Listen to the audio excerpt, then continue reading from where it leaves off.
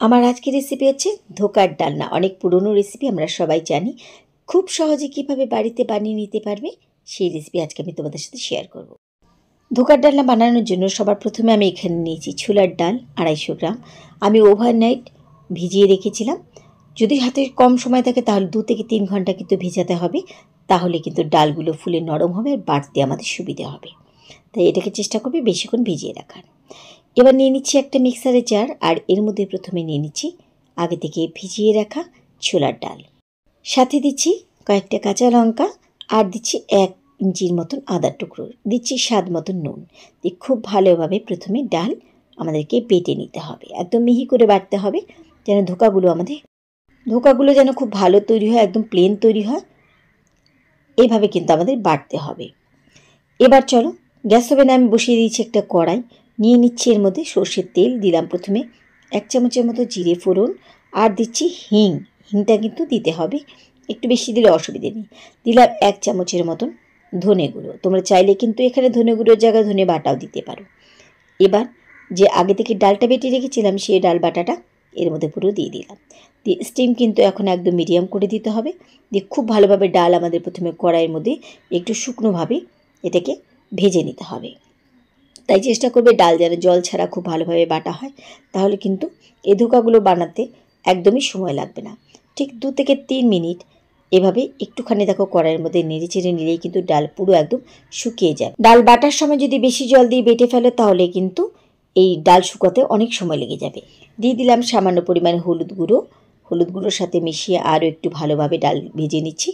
ডাল যতক্ষণ না শুকনো হবে, আমি বারবার বললাম, ততক্ষণ কিন্তু ডাল ভালো করে ভাজতে হবে, নাহলে কিন্তু ধোকাগুলো আমাদের তৈরি হবে না। তো এক পর্যায়ে কিন্তু আমি পুরো কড়াইয়ের মধ্যে ডাল শুকিয়ে নিয়েছি। দেখো, একদম শুকনো করে কিন্তু আমাদের ডাল ভেজে নামাতে হবে। তো এখানে কিন্তু আমি খুব ভালোভাবে ডাল কড়াইয়ের মধ্যে একদম শুকিয়ে ভালোভাবে এখানে ভেজে নিয়েছি। এবার নিয়ে নিচ্ছি একটা প্লেটের মধ্যে। প্লেট বা থালা যে কোনো কিছুতে তোমরা এই ডাল বাটাটা নিতে পারো। এভাবে নিয়ে নিচ্ছি। আর আমি যেহেতু জল ছাড়া বেটেছি আর শুকনোভাবে বেঁচেছি, তাই এটাকে কিন্তু বেশি ঠান্ডা হতে দেওয়া যাবে না। হালকা একটু ঠান্ডা থাকতে থাকতে এটাকে হালকা একটুখানি মুথে নিতে হবে। নিয়ে ভালোভাবে একদম প্লেটের মধ্যে সমানভাবে এটাকে ছড়িয়ে দিতে হবে। তোমরা মোটা পাতলা কীরকম ধোকা বানাতে চাইছো সে বুঝে এখানে কিন্তু ছড়াবে। যদি মোটা বানাতে চাও তাহলে মোটা মতন করে একটু ছড়াবে। আচ্ছা, এবার এই অবস্থাতেই ছুরি দিয়ে এটাকে কেটে নিচ্ছি। শেপটা তোমরা তোমাদের ইচ্ছে মতো দিতে পারো, ডায়মন্ড শেপ দিতে পারো বা স্কোয়ারভাবে বানাতে পারো, যেমন খুশি। বড় বানাতে চাইলে বড় বানাবে, ছোট বানাতে চাইলে ছোট বানাবে, যেমন তোমাদের ইচ্ছে ঠিক তেমনভাবে কিন্তু এখানে এইগুলোকে কেটে নেবে। আমরা সবাই জানি এটা কিন্তু অনেক পুরনো সময় থেকে চলে আসছে এই রেসিপিটা। আর সত্যি বলতে খেতে কিন্তু দারুণ লাগে। যে কোনো নিরামিষ দিনে বানাতে পারো, বা নিরামিষ দিনে যদি লুচি খাওয়ার ব্যাপার থাকে, লুচির সাথে কিন্তু এরকম ধোকার ডালনা বানাতে পারো। এই ধোকার ডালনা যদি ঠিকঠাক বানানো যায় তাহলে কিন্তু আমার মনে হয় পনিরেরও দরকার পড়ে না, খেতে এতটাই ভালো হয়। তো এরকমভাবে শেপ দিয়ে দিয়ে আমি কেটে নিচ্ছি, আর কিছুগুলোকে আমি কিন্তু স্কোয়ার করে কেটে নিয়েছি। এবার চলো এই ধোকাগুলোকে ভেজে নিই। ভেজে নেওয়ার জন্য কড়াইতে নিয়েছি আমি সর্ষের তেল, আর তেল একটু গরম হয়ে গেলে আমি এক এক করে এবার এই ধোকাগুলোকে ছেড়ে দিচ্ছি। ধোকাগুলো কিন্তু খুব কড়া করে ভাজবে, নাহলে কিন্তু যখন এটা আমরা গ্রেভিতে দেবো তখন কিন্তু ভেঙে একদম পুরো গলে যাবে। সেজন্য কিন্তু ভাজার সময় আমাদেরকে কিন্তু একটু সাবধানতা অবলম্বন করে এইগুলোকে লাল লাল করে কড়া কড়া করে ভাজতে হবে, তাহলে কিন্তু এগুলো যেমন শেপে কেটেছো ঠিক তেমন শেপেই থাকবে। তো এক পিঠ একটু ভাজা হয়ে গেলে এইগুলোকে এবার উল্টে দিচ্ছি। চেষ্টা করবে একটু ছড়ানো কড়াইতে করা, তাহলে কিন্তু সুবিধা হবে। আমার কড়াইটা আমি ছোটো নিয়েছিলাম, তাই এখানে কিন্তু 4টে বেশি দেওয়া যাচ্ছে না। এভাবে আমি 4টে করে ভেজে নিচ্ছি।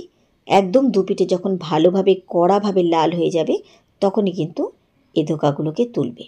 তো এখানে কিন্তু আমি দুপিঠ খুব ভালোভাবে ভেজে নিয়েছি।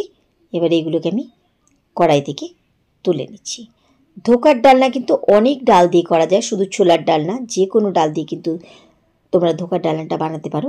তো এক এক করে আমি এবার এগুলো তুলে নিচ্ছি। ঠিক একইভাবে আমি পরেরগুলো ভেজে নিচ্ছি। এবার কড়াইতে নিয়ে নিচ্ছি আবার 1 টেবিল চামচের মতন সর্ষের তেল।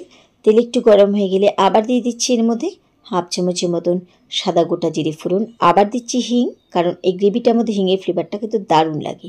দিয়ে দিলাম টমেটো পিউরে এখানে আমি দুটো টমেটোকে ভালোভাবে বেটে নিয়েছি, কারণ এটা গ্রেভি হওয়ার দরকার আছে, তাই টমেটো পিউরিটা কিন্তু দিলে ভালো হয়। দিচ্ছি হাফ চামচের মতন লঙ্কার গুঁড়ো, দিচ্ছি 1 চামচের মতন ধনে গুঁড়ো, দিচ্ছি সামান্য পরিমাণে হলুদ গুঁড়ো, দিচ্ছি স্বাদ মতন 1 চামচ নুন, আর দিচ্ছি, যেহেতু এটা নিরামিষ রেসিপি তাই সামান্য পরিমাণে দিচ্ছি চিনি। আমি বরাবরই যেটা বলে থাকি, যারা চিনিটা খাও না বা পছন্দ করো না, তারা চিনিটাকে বাদ দিয়ে দেবে। এবার ভালোভাবে আমাদের গ্রেভি কষিয়ে নিতে হবে। খুব সহজ রান্না, অনেকের কাছে কিন্তু এই ধোকার ডালনা বানানোটা একটু হ্যাপা মনে হয়, তবে রেসিপিটাকে ভালোভাবে যদি একটু ফলো করো তাহলে কিন্তু দেখবে খুব সহজে বাড়িতেই এই মজার রেসিপিটা বানিয়ে নিতে পেরেছ। খুব ভালোভাবে গ্রেভি আমাদেরকে প্রথমে একটুখানি টানিয়ে নিতে হবে। তোমরা চাইলে কিন্তু এর মধ্যে টক দই দিতে পারো, আমি দই দিলাম না, তার বদলে কিন্তু আমি এখানে টমেটো পিউরি দিয়েছি। খুব ভালোভাবে আমাদের এখানে কষিয়ে নিয়েছি, আর একটু গ্রেভিটাকে প্রথমে টানিয়ে নিচ্ছি। এবার দিয়ে দিচ্ছি 1 চামচ গ্রেট করা আদা। তোমরা চাইলে এখানে আদা বাটা দিতে পারো। আদা বাটার সাথে মিশিয়ে আরও একটুখানি ভালোভাবে কষিয়ে নিচ্ছি। যেহেতু পেঁয়াজ রসুন নেই, তাই কিন্তু কষাতে আমাদের একদমই সময় লাগবে না, অল্প একটু কষিয়ে নিলেই কিন্তু আমাদের হয়ে যাবে। তো এখানে কিন্তু আমার খুব ভালোভাবে কষানো হয়ে গেছে, ব্যাস, এর থেকে বেশি আর আমার কষানোর দরকার নেই। এবার দিয়ে দিচ্ছি এর মধ্যে জল। জলের পরিমাণটা কিন্তু একটু বুঝে দেবে, এটা কিন্তু টেলে ঝোল ভালো লাগে না, একটু ঘন ঘন হবে, তাই জলটা কিন্তু পরিমাণ বুঝে এখানে দিতে হবে। এবার জল দেওয়ার পরে একটুখানি ফুটতে দিচ্ছি।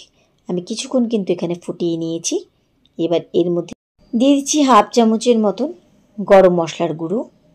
ভালোভাবে গরম মশলা গুঁড়োর সাথে ঝোল একটুখানি মিশিয়ে নিচ্ছে, এর মধ্যে ঝোল কিন্তু অনেকটা ঘন হয়ে গেছে। এবার এক এক করে এর মধ্যে আগে থেকে ভেজে রাখা ধোকাগুলো দিয়ে দিচ্ছি। ধোকাগুলো দিয়ে কিন্তু হাই ফ্লেমে বেশিক্ষণ ফোটাবে না, জাস্ট খালি একদম ফ্লেম মিডিয়াম করে দিয়ে 2 মিনিটের মতো ফুটিয়ে কিন্তু নামিয়ে নিতে হবে, কারণ ধোকাগুলো কিন্তু এই ঝোলটাকে অ্যাবজর্ব করবে, আর বেশিক্ষণ থাকলে পরে কিন্তু এটা একদম পুরো ভেঙে নষ্ট হয়ে যাবে। তাই এভাবে একটুখানি মিশিয়ে দিলাম, দিয়ে কিন্তু আমি 2 মিনিটের মতন জাস্ট খালি একটু ফুটিয়ে নিচ্ছি। 2 মিনিটের মতো ফুটিয়ে নিয়েছি। এবার নামানোর আগে এর মধ্যে দিয়ে দিচ্ছি ঘি। ব্যাস, তৈরি হয়ে গেল দুর্দান্ত স্বাদের আমাদের অনেক পুরনো দিনের রেসিপি ধোকার ডালনা। আশা করি আমার আজকের এই সহজভাবে দেখানো রেসিপি তোমাদের ভালো লেগেছে। তাহলে আজকের মতো এইটুকুই। সবাইকে ধন্যবাদ জানিয়ে আজকে এখানে বিদায় নিচ্ছি। ফিরে আসবো আবার অন্য কোনো রেসিপির সাথে অন্য কোনো দিন। সেই পর্যন্ত সবাই খুব ভালো থেকো, সুস্থ থেকো।